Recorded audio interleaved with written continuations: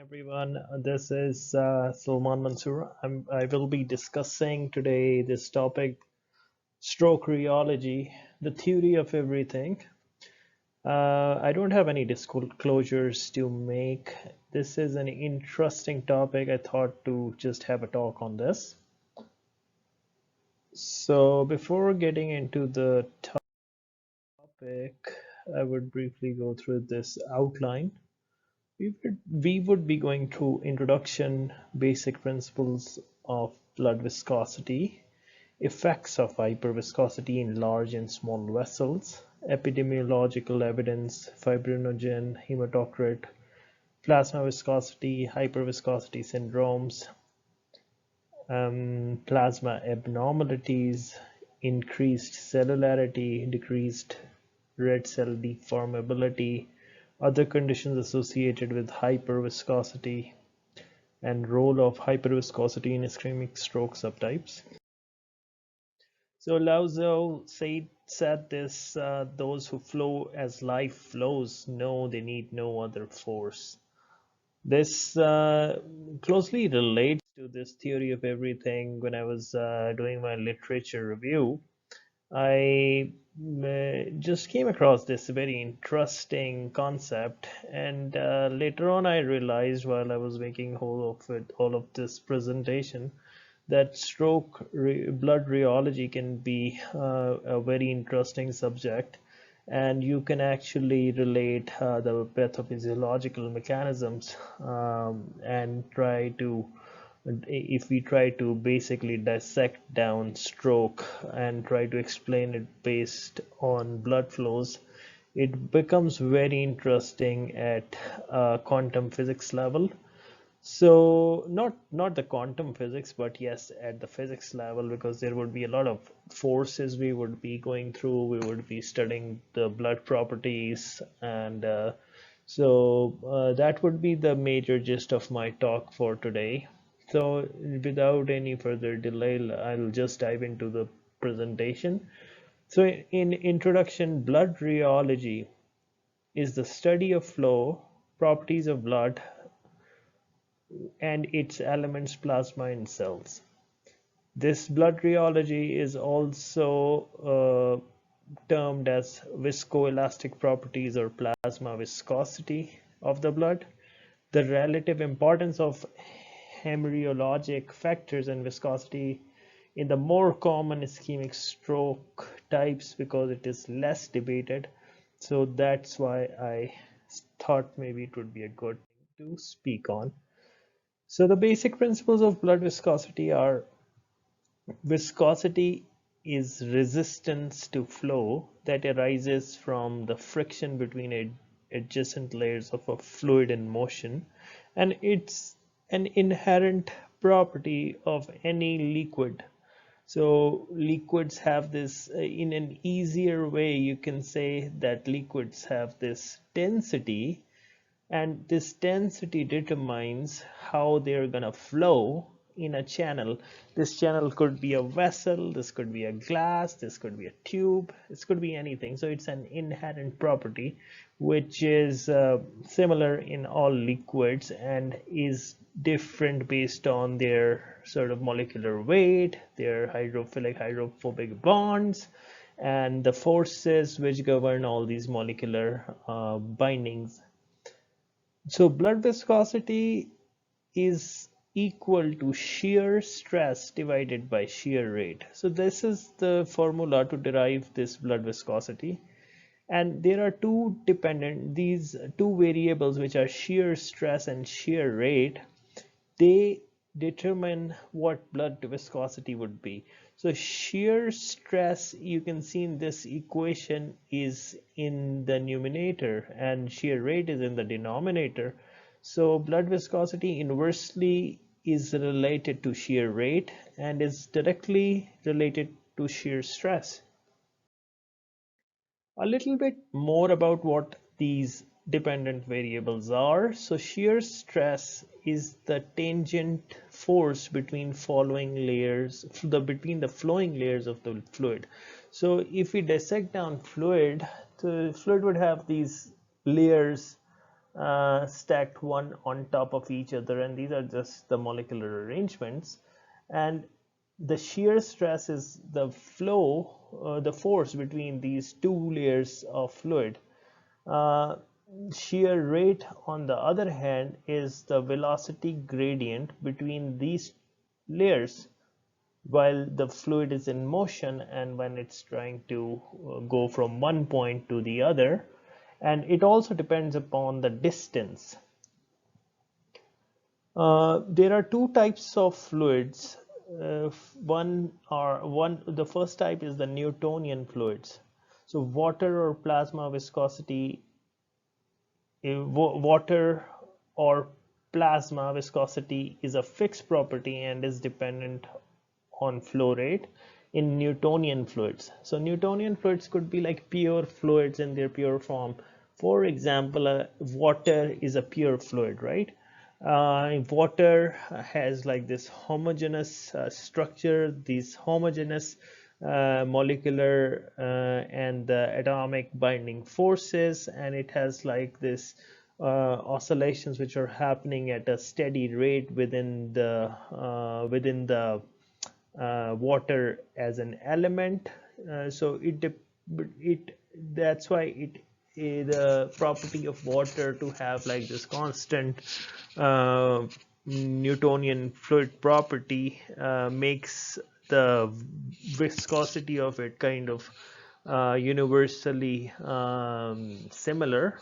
However, in fluids which are composed of different sort of elements, in them there is like this difference between blood viscosity, and that those fluids are termed as non-Newtonian fluids. So blood has an apparent viscosity that varies as a function of its shear rate, inversely proportional to the velocity or shear rate. So in this example, you can see there I have made these, if you see on the top, it's the inside structure of a vessel. So if you go from inside to outside, there is an endothelial cell layer, then there is a vascular smooth muscle cell layer, and then the third layer, you can see the direction of the flow, that is blood flowing. So if you see the endothelial structure, it is kind of very smooth.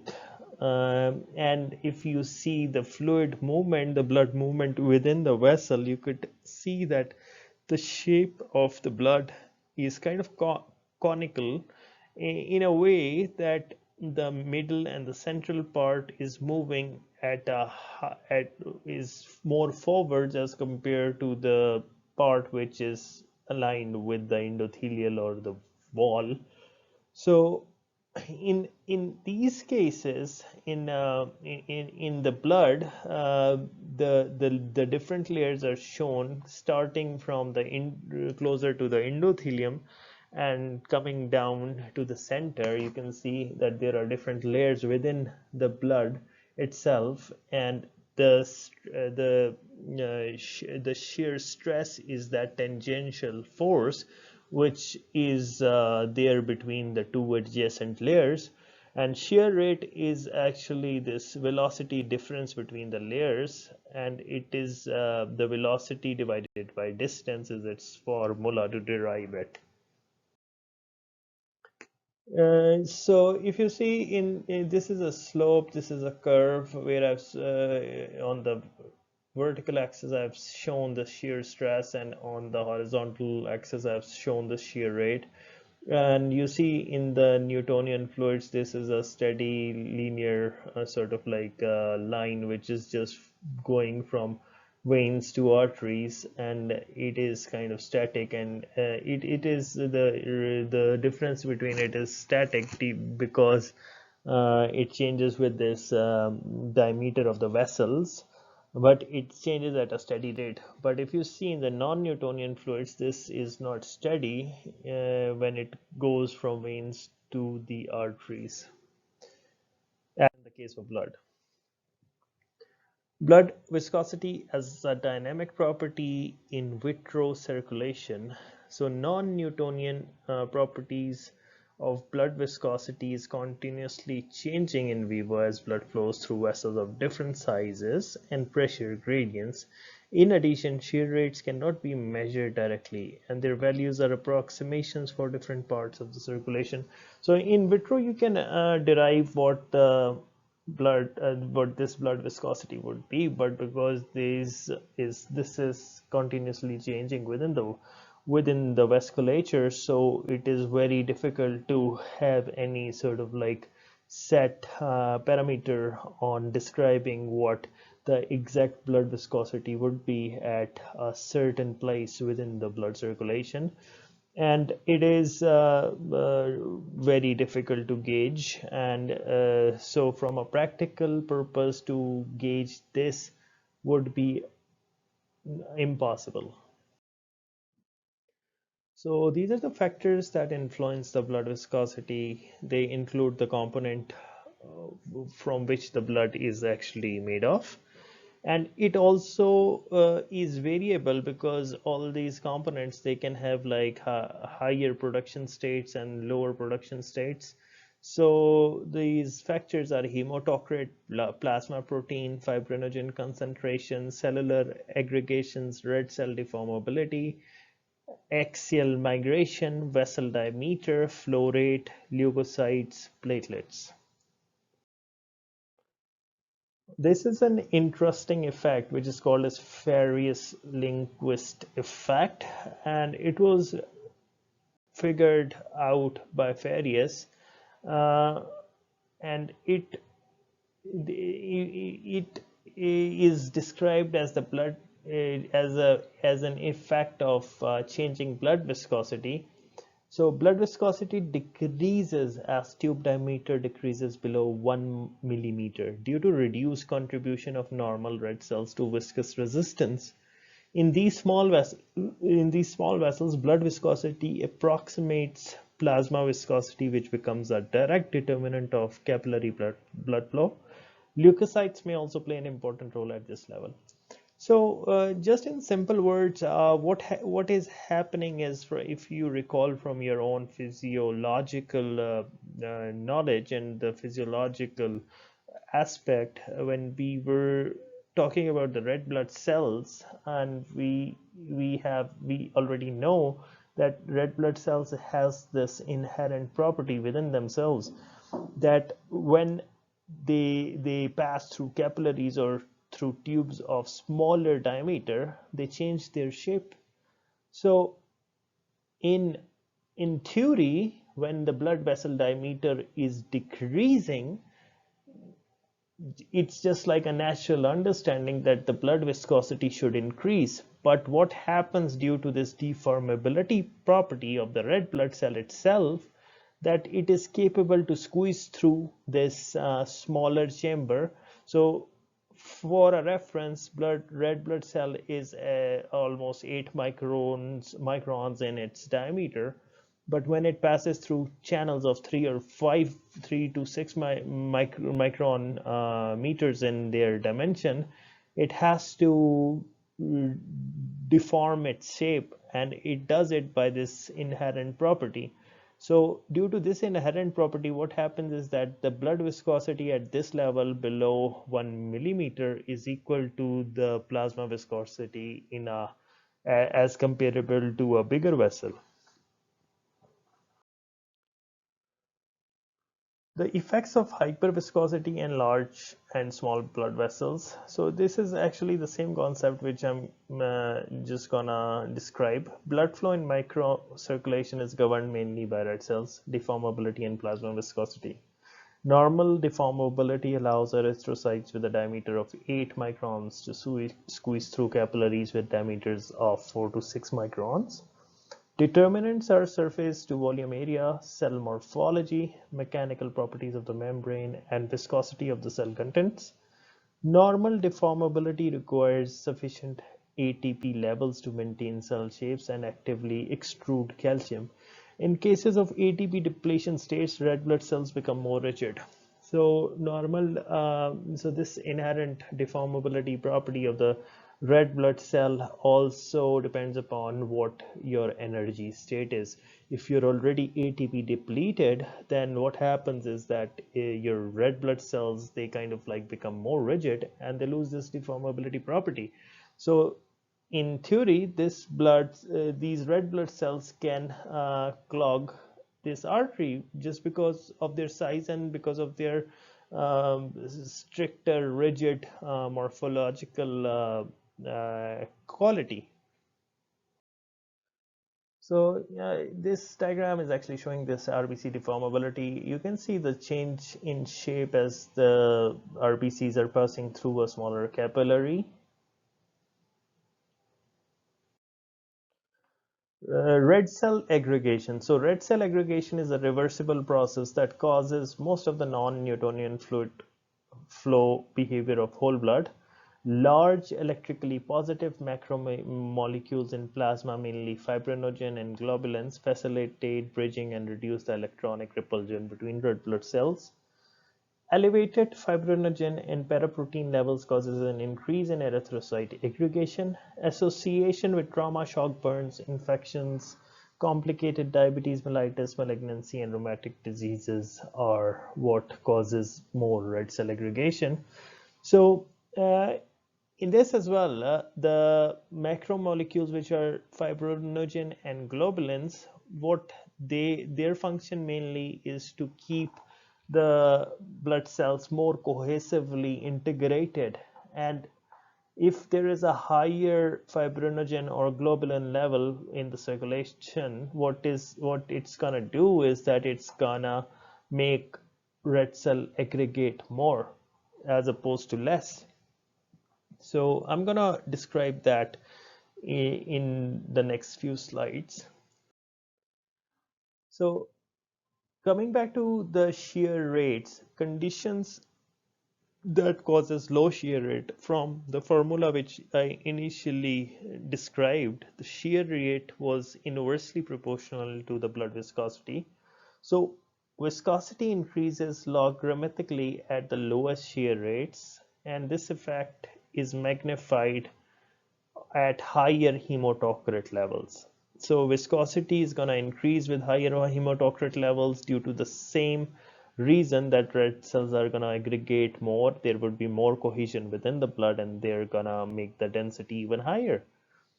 Low flow, such as high-grade arterial stenosis or systemic hypotension and hypovolemia, increases blood viscosity based on associated low shear rates. So these conditions causes the shear rate to become low, and anything which causes this shear rate to get low causes a higher blood viscosity, resulting reduction in flow, potentially leading to this vicious circle where reduced blood flow causes aggregation of blood cells, which further causes stasis, favoring thrombus formation. These are the hyperviscosity syndromes. So mainly the hyperviscosity, based on its pathophysiological mechanism, has been divided into three categories. These three categories include plasma abnormalities due to hyperproteinemia, increased cellularity, decreased red cell deformability, and there are other covert hyperviscosity states which will be discussed later. So in this table, I have divided the hyperviscosity syndromes based on their pathophysiological uh, basis, which would be plasma abnormalities. The examples are Waldenstrom macroglobulinemia, paraproteinemias, congenital hyperfibrinogenemia, hyperleukocytic leukemias. Increased cellularity is found in Polycythemia Vera, secondary polycythemia or erythrocytosis, and stress polycythemia, that is gas box syndrome. Decreased red cell deformability is present in sickle cell anemia, Ferrius, and hemoglobinopathies. The covert hyperviscosity states include diabetes, inflammation, atherosclerosis, systemic low flow states slash hemoconcentration in burn injury, inappropriate red cell transfusion, dehydration, and circulatory shock. I'm going to explain this a bit further in the next few slides.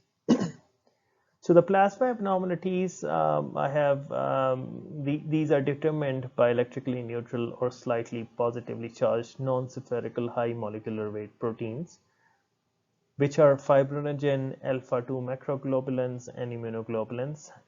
The major types of proteins which circulate within the blood are albumin, major component of the osmotic pressure of plasma. We already know this quality of the albumin, that it causes this osmotic pressure and keeps the blood inside. Globulins, on the other hand, what it does is that it these circulating immunoglobulins or antibodies, they are the transport proteins, and their levels also increases the blood viscosity. Then fibrinogen, which is 4%, has functions in blood clotting, and others which are alpha-1 antitrypsin, coagulation factors, and etc. So coming to fibrinogen, the minimum force, so this is an interesting concept. So the static blood, there it has to have this minimum force to initiate flow. This property is called the yield stress, and fibrinogen is the principal determinant of this property of blood. It is responsible for more than 1/5 of the total plasma viscosity under normal conditions. Fibrinogen, if you see on your right, what I have done is that I have put this figure which shows fibrinogen is produced in the liver. And usually what happens is that when fibrinogen is activated by thrombin, it forms these fibrin clots. So it is actually one of those factors which within the blood has this function of clotting the blood when it comes in contact with thrombin.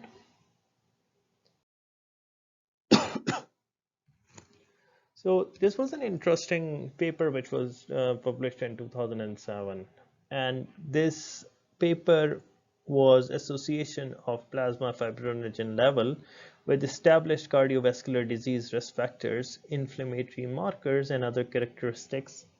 Individual participant meta-analysis of 154,211 adults in 31 prospective studies. So this was a meta-analysis, and the conclusion they drew from this was that the risk of stroke increases for each 1 gram per liter increase in fibrinogen level. Age and sex adjusted hazard ratio of 2.06 with a confidence interval of 1.83 to 2.33. After adjustment for several established vascular risk factors, the hazard ratio for stroke was reduced to about 1.8. So 1.8 is a very high individual hazard ratio, which was found in this meta-analysis. So that strongly correlates fibrinogen levels to stroke. This is another paper which was published by a group in Edinburgh, and it was fibrinogen concentration and risk of ischemic stroke and acute coronary events in 5,113 patients with transient ischemic attack and minor ischemic stroke. The conclusion which they drew from this was that risk of recurrent ischemic stroke or acute coronary syndrome increased linearly with fibrinogen levels, and their hazard ratio was 1.34 with a confidence interval of 1.13 to 1.78. So that also strongly suggests this fibrinogen link with causing these vascular events. And at a molecular level, what fibrinogen is doing is that it is increasing this blood viscosity. The other mechanism was the increased production of high molecular weight globulins and immunocomplexes. Monoclonal and polyclonal immunoglobulinias which are Waldenstrom and myelomas, and immune and infectious conditions like Sjogren's syndrome, rheumatoid arthritis, SLE, cryoglobulinemia, and HIV infection. They causes an increase in production of the higher molecular weight globulins and immune complexes, which in turn also causes a higher blood viscosity. So coming to the same concept, this concept is replicated in people who get IVIG infusion. So if you're externally giving somebody IVIG, what you're giving is these immunoglobulins, and what you're doing with these immunoglobulins are that you're increasing the circulating blood viscosity due to the higher molecular weight of these.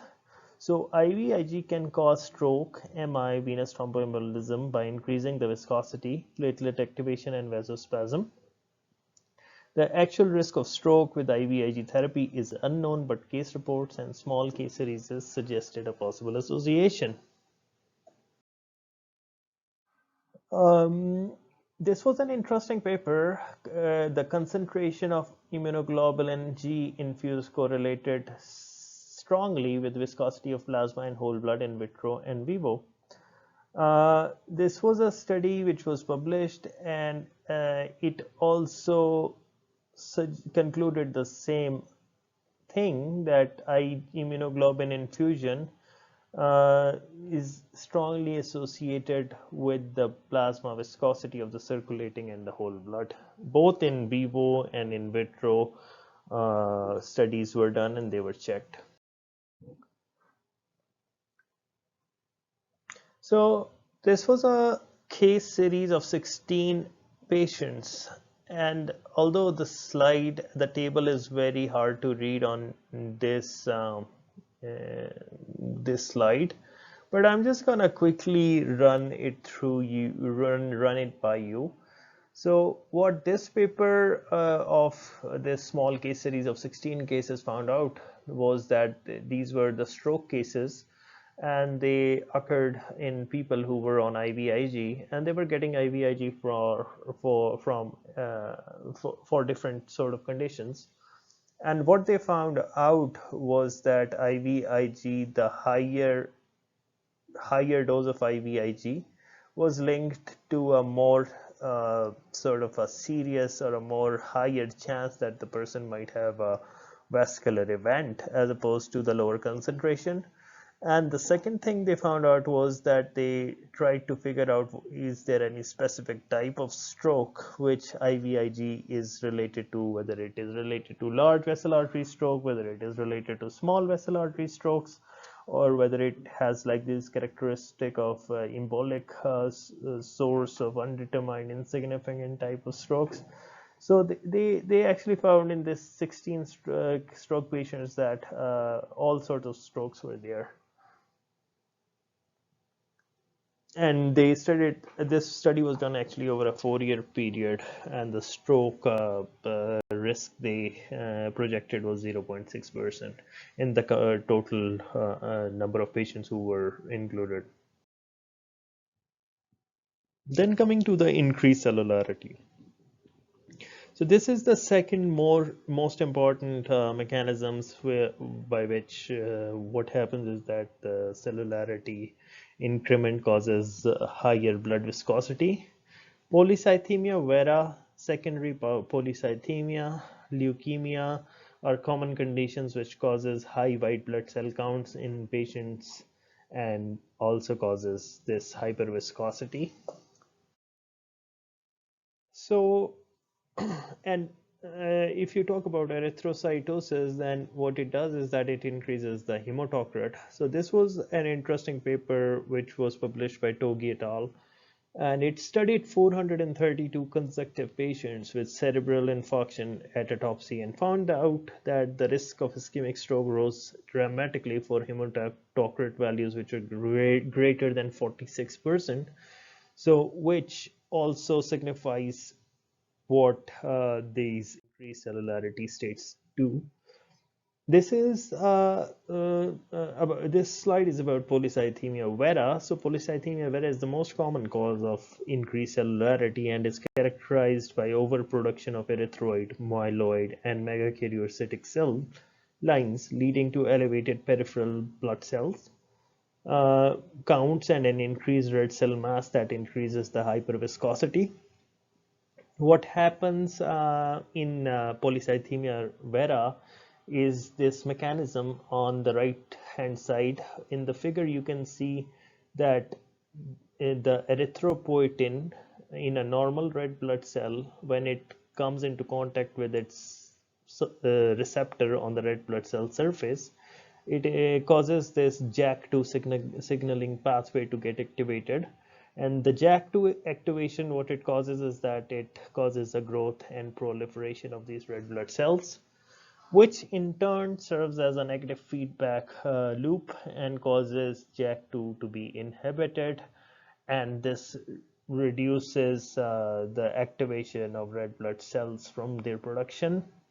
But what happens in a state where JAK2 is mutant is that this negative feedback loop is not properly functioning, and so there's an unaccounted for dysregulated increased proliferation and growth which is happening.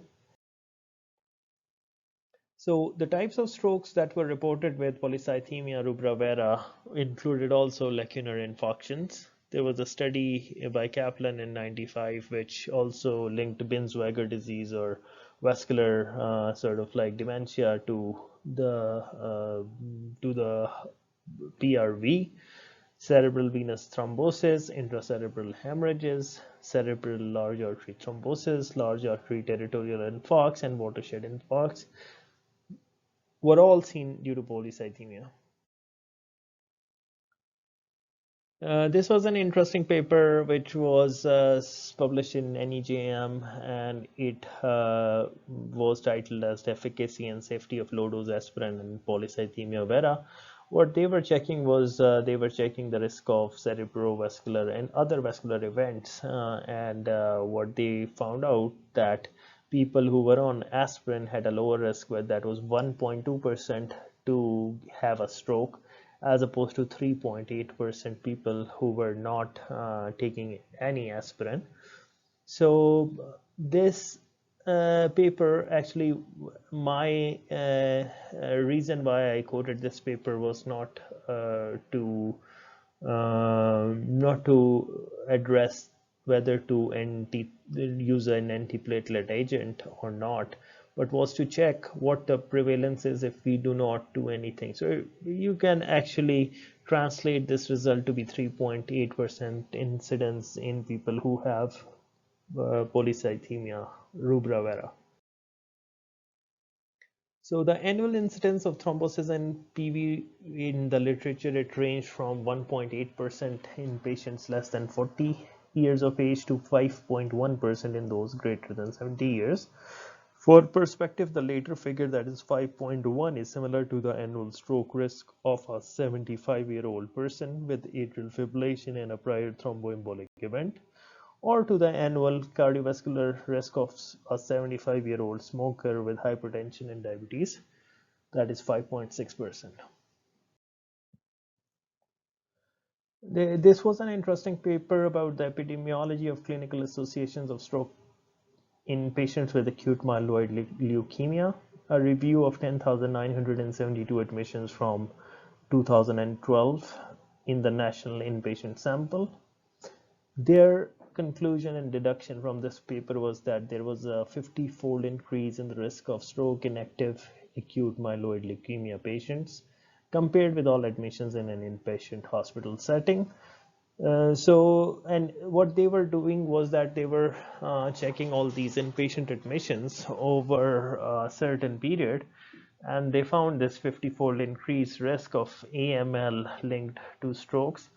And when AML was complicated by chronic renal failure, or when it was complicated by urinary tract infection or sepsis, it increased that risk even further.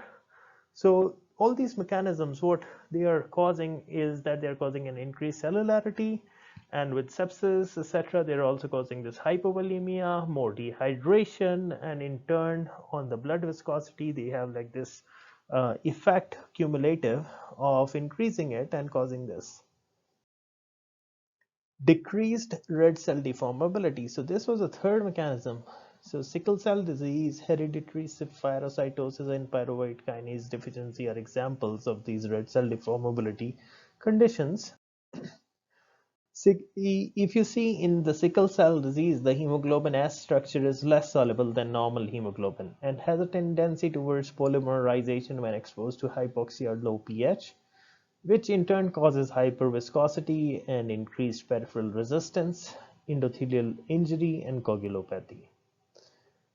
And this, on the right side, I have shown the normal blood vessel. When the vessel the red blood cell goes through smaller capillaries, they pass without any effort. But when they are passing through these smaller vessels in low pH states or in hypoxia, they start sickling, and this sickling can cause more red cell aggregation.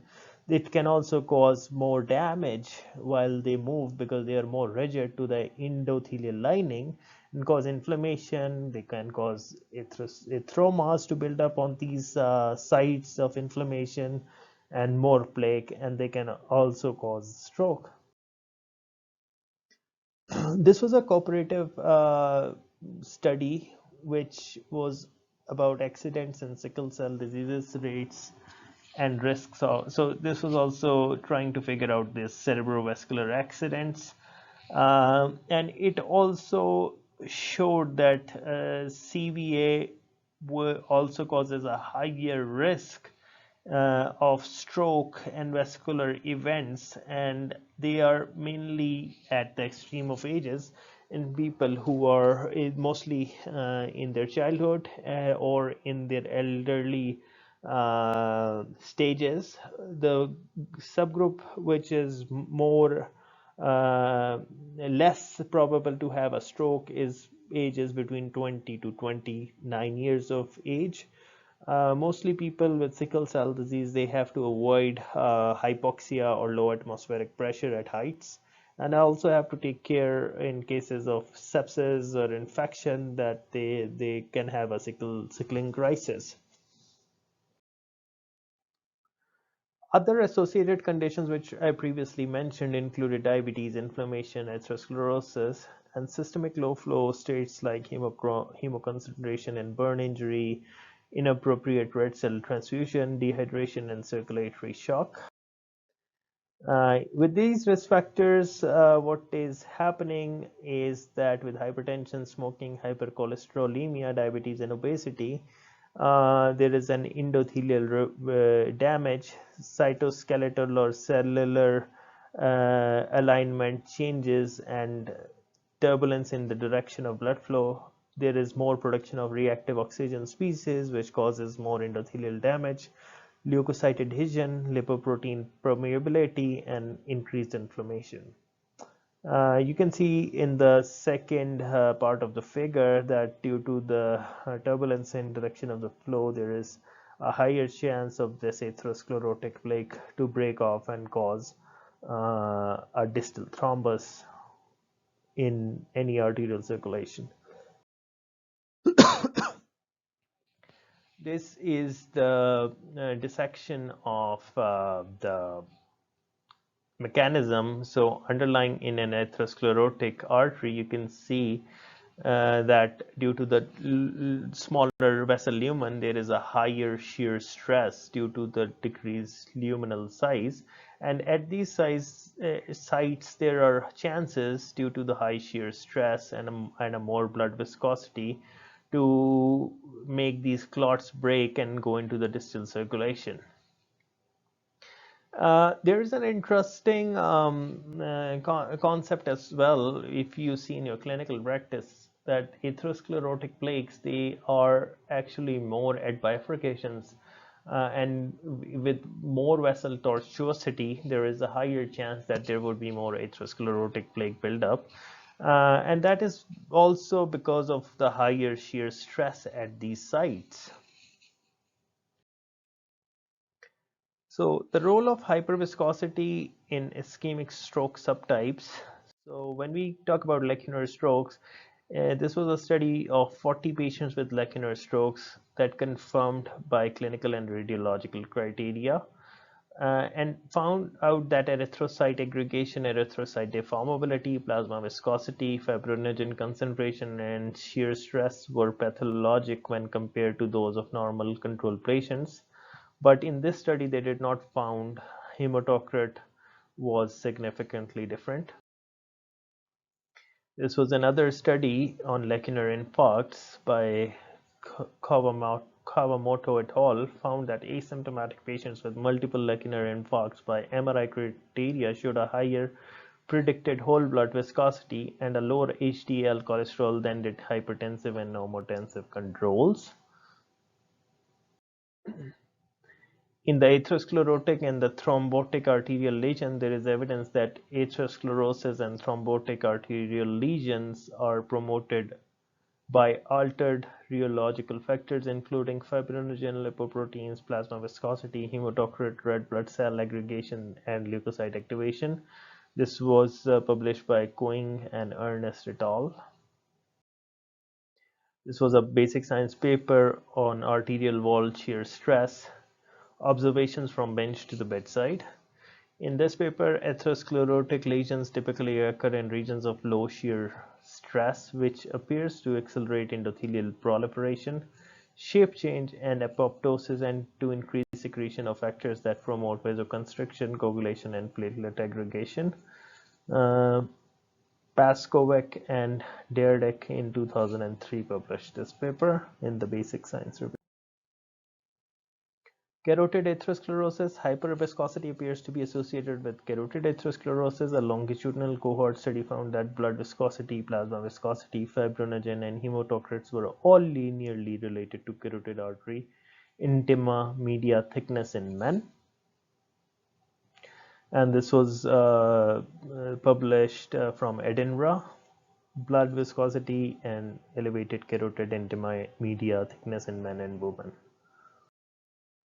So that concludes my talk.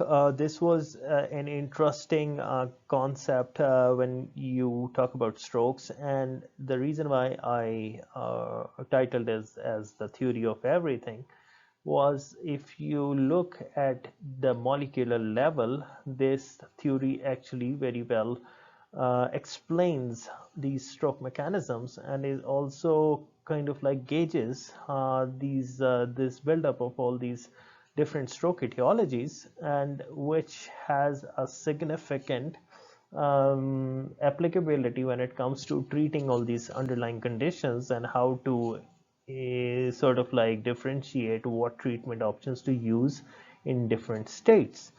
I know that it was a difficult concept to grasp, but I would happily welcome if there are any questions. You can leave your comments and questions at the end of this slide show. I would be happy to answer all of them. Thank you for listening to me patiently. I'm signing off now. Thank you. Bye.